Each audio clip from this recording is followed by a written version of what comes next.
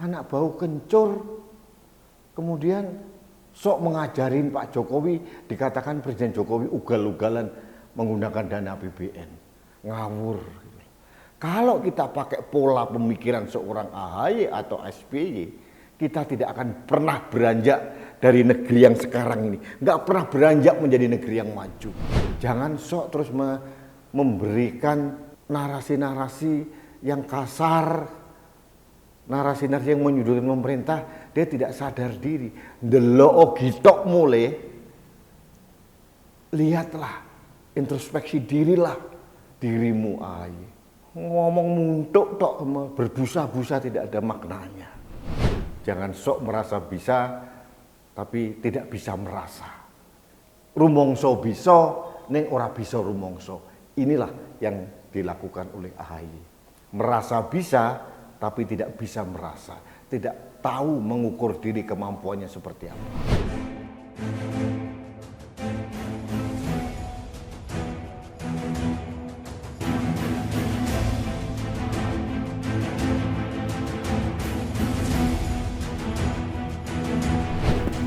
Halo sahabat Indonesia, kita bertemu kembali dalam Opini Rudi. Sahabat Indonesia, kali ini saya akan menguliti Ketua Umum Karbitan dari Partai Demokrat yang bernama Agus Harimurti Yudhoyono.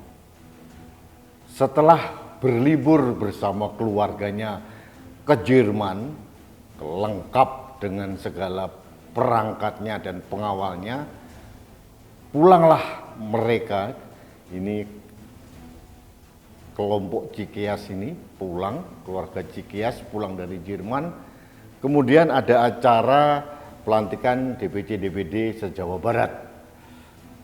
Nah, mulai acting, mulai sok jago, sok ngamuk-ngamuk, sok marah-marah, sok peduli dengan rakyat.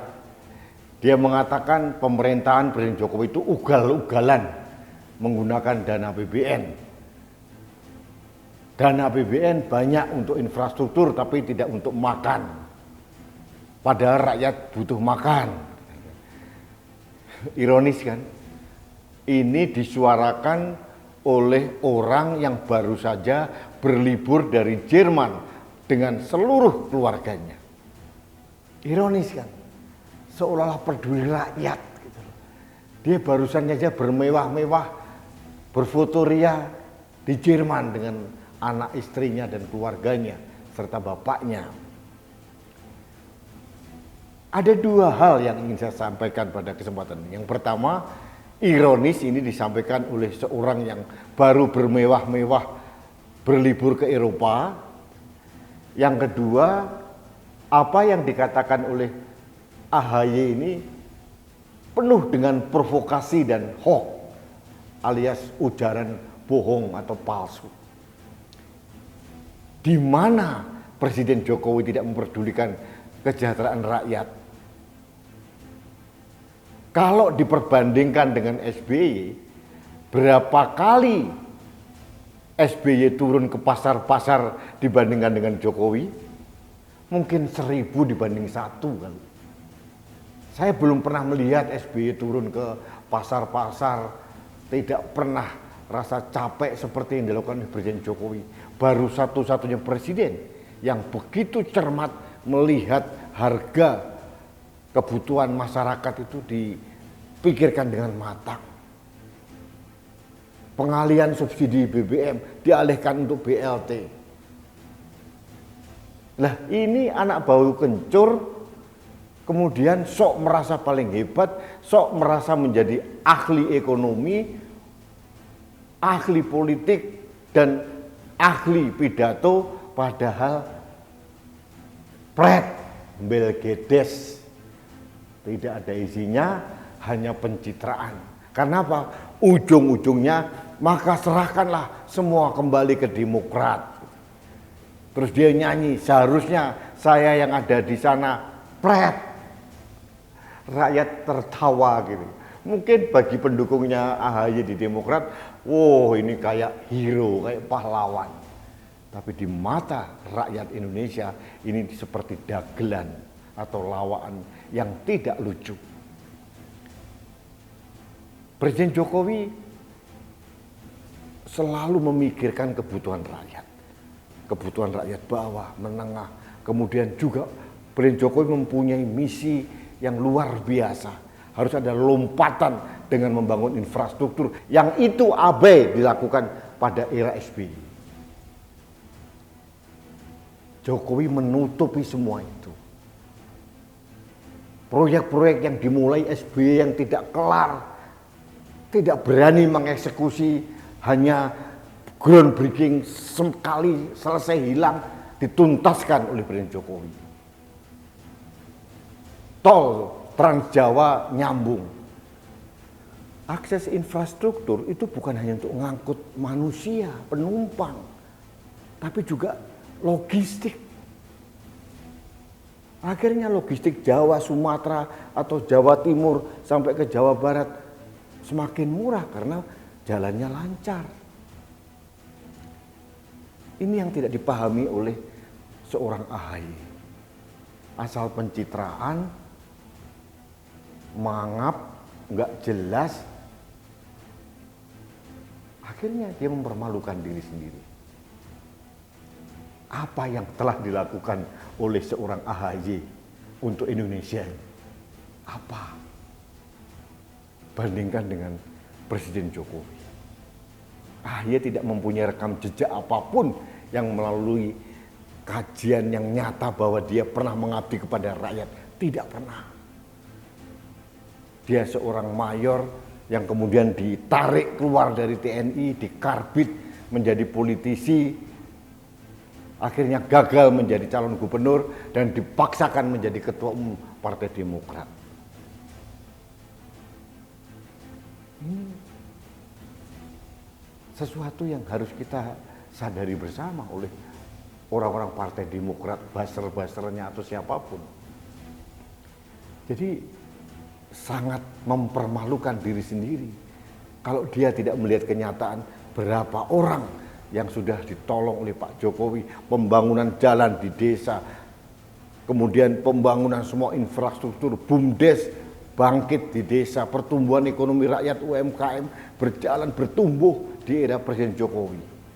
Dan digempur dengan pandemi 2 tahun kita masih sehat, negara lain kolab, kita masih bisa tegar. Kenapa? Fondasi ekonomi, mulai ekonomi mikro, ekonomi makro sangat baik. Dan juga di kancah internasional. Indonesia diakui dunia. Nah, ini anak bau kencur, kemudian sok mengajarin Pak Jokowi, dikatakan Presiden Jokowi ugal-ugalan menggunakan dana APBN. Ngawur. Kalau kita pakai pola pemikiran seorang AHY atau SBY, kita tidak akan pernah beranjak dari negeri yang sekarang ini. Nggak pernah beranjak menjadi negeri yang maju. Kita tidak akan pernah mencapai Indonesia gemilang. Yang stuck aja. Hanya pragmatis, oportunis. Itu yang dilakukan oleh Pak SBY zaman dulu. Dan ini kayaknya sama gaya berpikirnya AHY dan Pak SBY sama. Hanya membuai rakyat dengan jargon zero enemy. Apa yang terjadi? Akhirnya kelompok-kelompok yang pro khilafah menginfiltrasi semua sendi kehidupan di pemerintahan maupun di masyarakat. Di era kapan? Di era 2004-2009 sampai 2014. Ini harusnya AHY menyadari itu. Jangan sok terus memberikan narasi-narasi yang kasar, narasi-narasi yang menyudutkan pemerintah. Dia tidak sadar diri. Delok gitok mulai, lihatlah, introspeksi dirilah dirimu AHY. Kamu belum pernah berbuat apa-apa untuk negeri ini. Tidak ada kontribusi apa-apa untuk negeri ini. Dengan segala hormat, di era Pak SBY dan di era Pak Jokowi berbeda.